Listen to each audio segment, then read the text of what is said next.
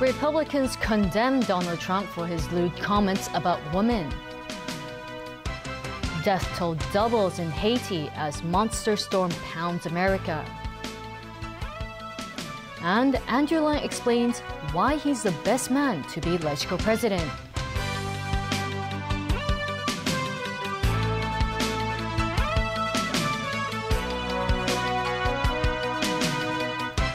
Good evening and welcome. U.S. Republican presidential candidate Donald Trump is scrambling to prevent his campaign from falling apart after being caught on tape making lewd comments about women. Trump issued an apology quickly after the release of the video and called the tape's release nothing more than a distraction. Alan Booknia has more.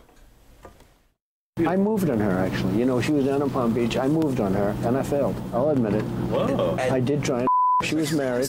Trump, who was starring in his reality show The Apprentice at the time, went on to boast about women letting him kiss and grab them. And when you're a star, they let you do it. You can do anything. Whatever you want. Grab them by the Trump quickly released a video of his own. I've said and done things I regret, and the words released today on this more than a decade-old video are one of them. Anyone who knows me knows these words don't reflect who I am. I said it, I was wrong, and I apologize. Trump described the revelations as nothing more than a distraction and went on to attack his rival, Democrat Hillary Clinton, and her husband, former President Bill Clinton. Bill Clinton has actually abused women, and Hillary has bullied, attacked, shamed, and intimidated his victims. We will discuss this more in the coming days. See you at the debate on Sunday. Hillary Clinton tweeted, "This is horrific. We cannot allow this man to become president." The bombshell rocked Trump's campaign to its core, and many senior Republicans disavowed him. House Speaker Paul Ryan said he was sickened by the comments and withdrew an invitation for Trump to visit Wisconsin this weekend. There were calls for him to step aside and let vice presidential running mate Mike Pence become the party's standard bearer. The developments come just 2 days before Trump and Clinton are to meet in the second presidential debate. After his uneven performance in the first meeting, Trump's in desperate need of a good showing. Opinion polls show Clinton pulling ahead in most battleground states. Alan Booknia, TVB News. The chairman of the U.S. Senate Cyber Security Subcommittee plans to introduce sanctions over Russia's cyber criminals. It comes after Washington accused Russia overnight of cyber attacks ahead of the November presidential election. The White House says U.S. intelligence was confident that Russia was behind recent attacks targeting U.S. persons and institutions, including the Democratic Party. U.S. intelligence officials concluded weeks ago the Russian government was orchestrating cyber attacks against the Democratic National Committee and the Democratic Congressional Campaign Committee, possibly to disrupt or discredit the election. Russia has dismissed the accusations, calling it anti-Russian hysteria. To the U.S. state of Florida, where 4 people were killed when Hurricane Matthew sideswiped its coast as a Category 2 storm. Matthew is now lashing the South's historic cities, bringing flooding and wind damage. But its deadliest blow was felt in Haiti, where nearly 900 people are now feared dead. Sonia Otero reports. How many kids are in there? 20? You guys own the... Deadly storm surge from Hurricane Matthew turned into a raging river in St. Augustine, Florida, leaving residents trapped in their homes. High waves flooded streets in Jacksonville as Matthew wreaked havoc up and down the Atlantic coast. The famous Daytona Beach took a beating with debris washed up by the ocean. The U.S. National Weather Service said Matthew could be the most powerful to strike Florida in 118 years.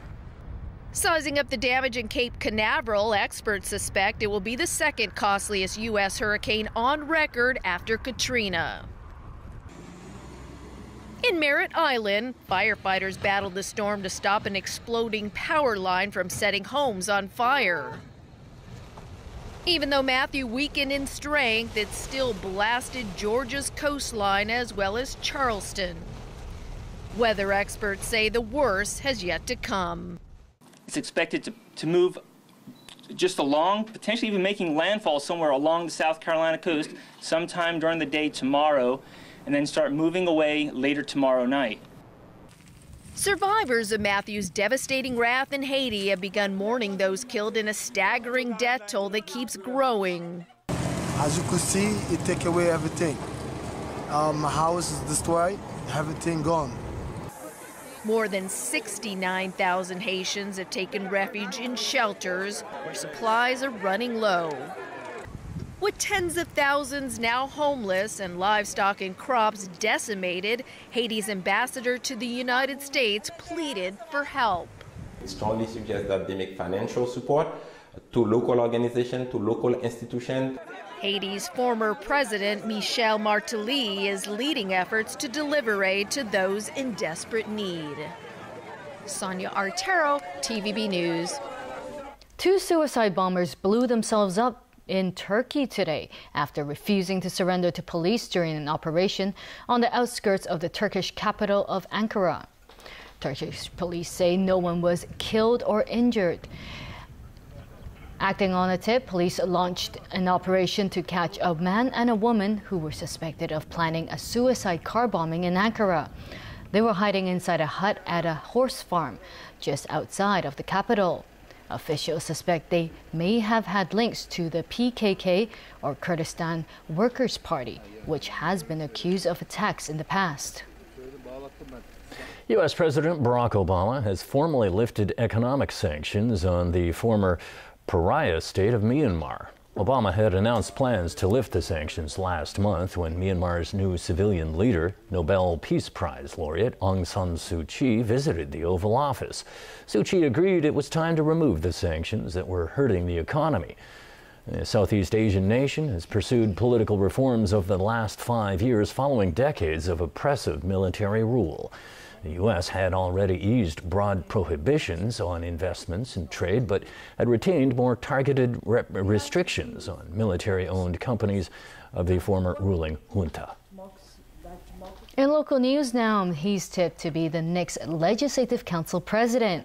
And Andrew Leung spoke with TVB on how he plans to run the council if he's elected. Andrew Leung of the Business and Professionals Alliance has received wide support from the pro-establishment camp to succeed Zhang Yuk-sing as the next LegCo president. Speaking to TVB News, Leung explained how he plans to deal with different issues if he's elected. One of them being filibustering by lawmakers. Earlier, Leung was criticized by the non-establishment camp for being too harsh while standing in for Zhang Yuk-sing in meetings during the last LegCo term. I think the my fellow legislators' right to speak and debate on the motions are quite sacred in one sense. But on the other hand, the efficiency or, the proceeding of the LegCo got to move on, okay? The previous president, Jasper, have done, and a lot of filibustering in a reasonably well manner, okay, and I think set a lot of precedent for me to follow, and is extremely likely that I have to follow his footsteps and his way of managing the filibuster for the next 4 years. Leung stressed he will not favor the government in any way.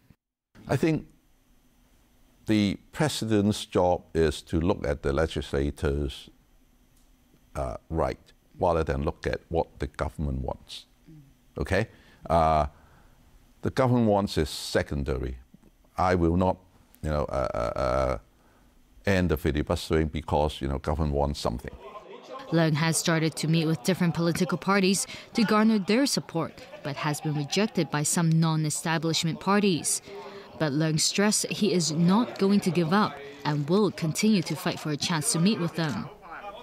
Roy Tam of the Neo Democrats was denied entry into Macau this afternoon. This comes ahead of Premier Li Keqiang's visit to the enclave next week. On his social media website, Tam posted a picture of the notification letter that Macau authorities gave him, stating that he was refused entry because he poses a threat to internal security. He is the latest in several Hong Kong activists who have been denied entry to Macau recently. Police are looking for clues into the suspicious death of a man with alleged triad connections. Officers took away 2 women in Tai Po for questioning and also led a man to conduct a search in a nearby back street. The victim is understood to have boarded a taxi alone at around noon and then fainted on the way to Nether Seoul Hospital, where he later died. He is said to have been stabbed and suffered wounds to the chest. Still ahead in tonight's news. Mount Aso erupts with a bang in Japan. America's top diplomat wants Syria war crimes probe to include Russia. And a final flyby for the legendary 747.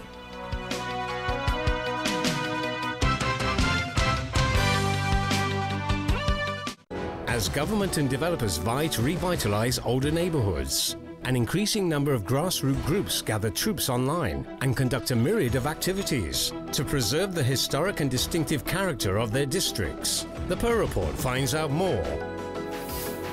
The Pearl Report, Monday night at 8. An ecosystem that has been turned upside down by the introduction of new apex predators through natural disasters or human stupidity. Tuesday, Wild Florida at 9:35 on Pearl Spectacular.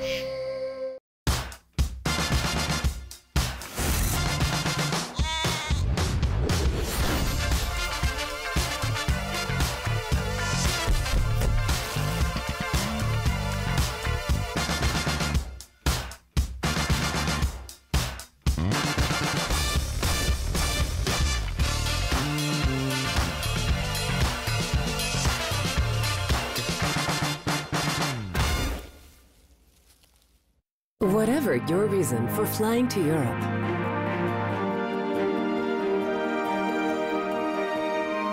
fill your world with the sound of music.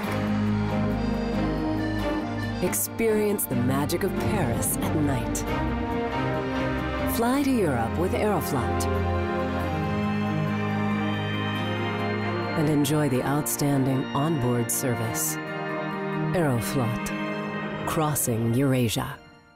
The island communities are suffering the brunt of global warming. Corals turn white, the whole reef's turned white. There's not many Solomon Islanders you're going to find who don't believe in climate change. I've seen it with their own eyes. Wednesday, Oriental Watch Company 55th Anniversary presents Adventures to the Edge 2, the last episode at 9 on Pearl.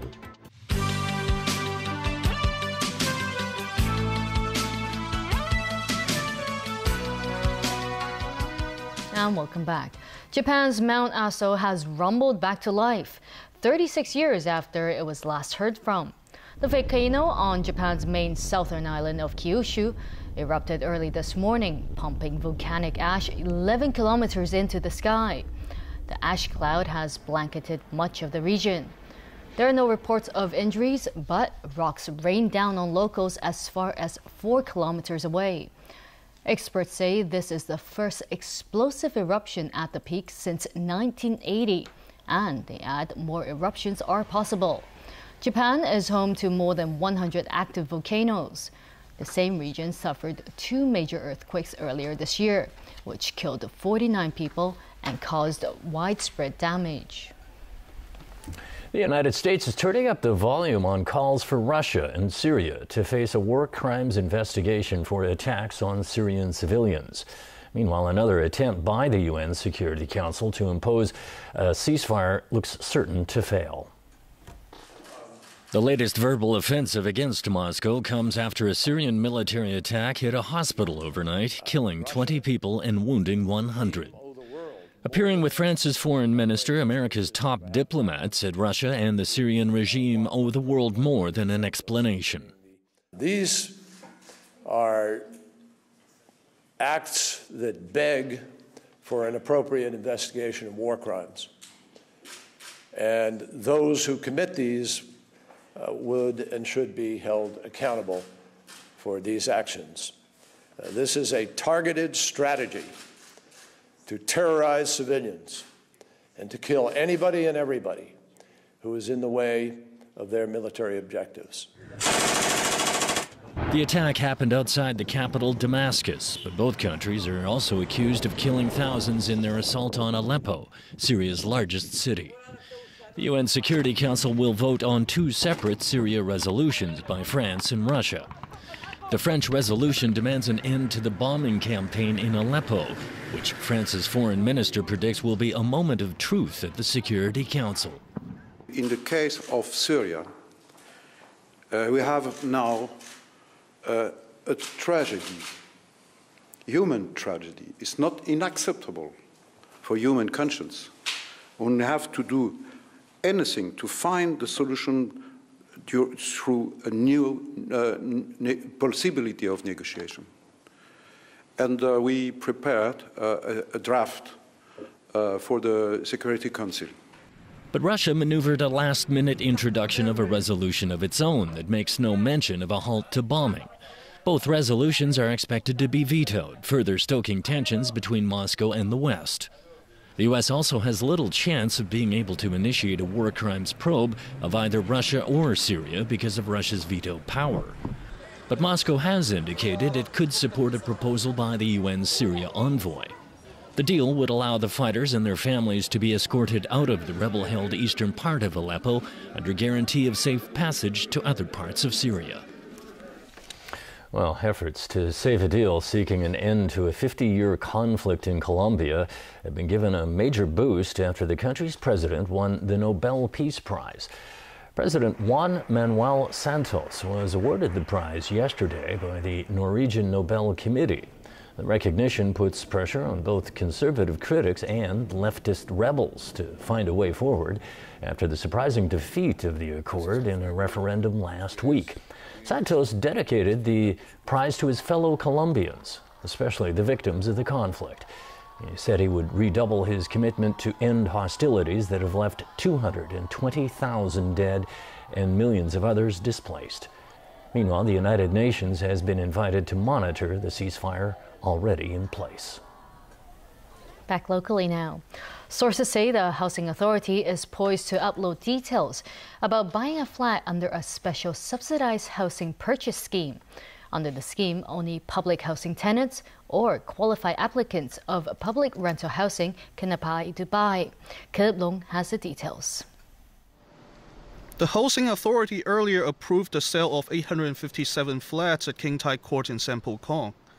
Sources indicate the Housing Authority will upload the sales brochure and related information to its website this Thursday. Interested home buyers can apply for a flat between October 20th and November 2nd. The units will be sold at an average price of $5,600 per square foot. The prices range between $940,000 and $2.98 million, or around 60% of the market price. By comparison, a 223 square foot unit at a new private housing estate in Maongshan would sell for $2.98 million, or around $13,000 per square foot. The housing project in Sampo Kong is under the Green Farm Subsidized Home Ownership Pilot Scheme. The scheme's original goal is to enable the Housing Authority to recover more existing public housing flats and free them up for other people in need.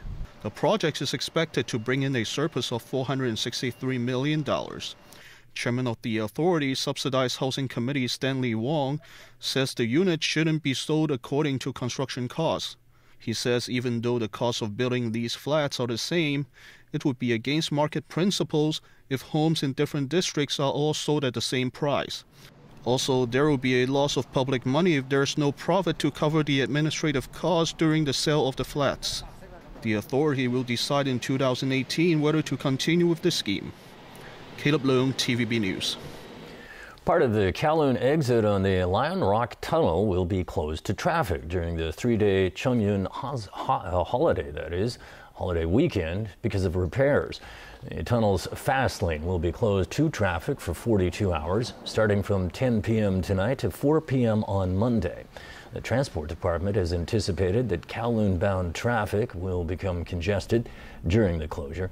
It has advised drivers to use alternative routes, while commuters are reminded to make use of railway services. Special traffic arrangements are in place for tomorrow's Formula E race, which would be held at the Central Harbourfront area. Longwu Road and Man Kwong Street are part of the racetrack. A number of roads around there have been closed off. Bus stops at the Central Pier have also been temporarily closed. Safety measures are also in place on some pavements and footbridges. So, James, what's happening in sports? Well, we've got baseball and football in a moment, and a lot of tennis names that I must pronounce properly. England will take to the pitch for the first time since the shocking exit of Sam Allardyce. Former Middlesbrough manager Gareth Southgate will lead the Three Lions tonight in a World Cup qualifier against Malta at Wembley Stadium. As I say, this is an honour, but it's not. It's not about me. It's about putting the team in a good place. It's about putting the team at the top of the table when these 4 games are finished. Because these guys need to be in a position where they're on the road to Russia towards achieving what they want to do. And my role is to help them to get there. England won its opening World Cup qualifier, beating Slovakia 1-0. Malta was routed by Scotland 5-1. Baseball, and the Chicago Cubs beat the San Francisco Giants 1-0 in Game 1 of their National League Division Series. Javier Baez homered off Johnny Cueto in the 8th inning at Wrigley Field. Starting pitcher John Lester and reliever Aroldis Chapman combined to shut out the Giants. San Francisco actually out-hit Chicago 6-3, while with Baez getting 2 of those hits. The best-of-5 series stays in Chicago for Game 2 tomorrow. An upset at the China Open in Beijing. Former world #1 Rafael Nadal fell to Russia's Grigor Dimitrov in straight sets. The scores were 6-2 and 6-4. Nadal made 32 unforced errors in the match. It was Dimitrov's first win over the Spaniard in 8 tries. The 25-year-old advances to the last 4 and will play Canada's Milos Raonic. And on the women's side, Agnieszka Radwanski of Poland routed Yaroslava Zvedova of Russia 6-1, 6-2 to move a step closer to the finals. Radwanska will play Ukraine's Elena Svitolina next, and the winner booking a place in the championship match. And finally tonight, Cathay Pacific bade farewell to the iconic Boeing 747 with a charity flight over Victoria Harbour this morning. The airline decided to retire its double-decker fleet to make way for smaller and more efficient planes. Details with Elmi Long. The jumbo jet flew as low as 2,000 feet over Victoria Harbour this morning, wowing fans who lined the waterfront in Central. While the weather was less than ideal for photographers, Flight Radar made it easier to track the plane. The charity flight also took Cathay Pacific employees over the old Kai Tak Airport and Lee Yu Moon Gap.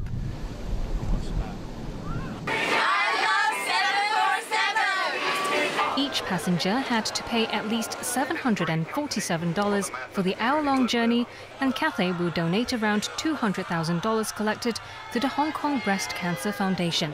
The flight's pilot, with nearly 30 years flying the aircraft, spoke fondly of the 747's contributions to the local aviation industry. It changed aviation forever. It went faster, so it shrunk the world from a time perspective. It also had a huge amount of range, so Hong Kong could be connected directly to Europe and directly to North America. It put Hong Kong on the map. Cathay Pacific welcomed its first Boeing 747 in 1979 when the aviation industry boomed.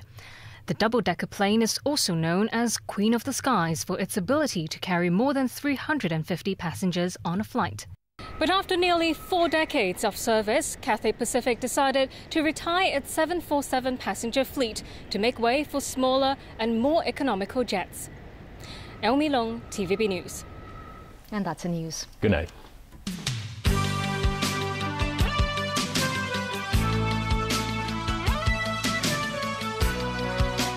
We're getting images of these spheres from all over the world. Why have you come to our planet? Your planet. I need to know what's happening. If the human race dies, the Earth survives. We can change. The decision is made. You could stop this if you wanted to. The process has begun. Tonight, the day the Earth stood still on Pearl's weekend blockbuster. Hillary Clinton may have had the upper hand in the first round of the debate, but Donald Trump says he's going to get tougher in the second round by bringing up Bill Clinton. Don't miss the second round of the US presidential debate. Live Monday morning at 9, with the same night rerun at 9:35, right here on Pearl. 每朝早能夠同你咁親密，多謝你，大自然。我最珍惜嘅就係屋企人，我用心追求最啱自己嘅生活。This is my nature， 自然而然。港島東柏架山畔 ，Island Garden。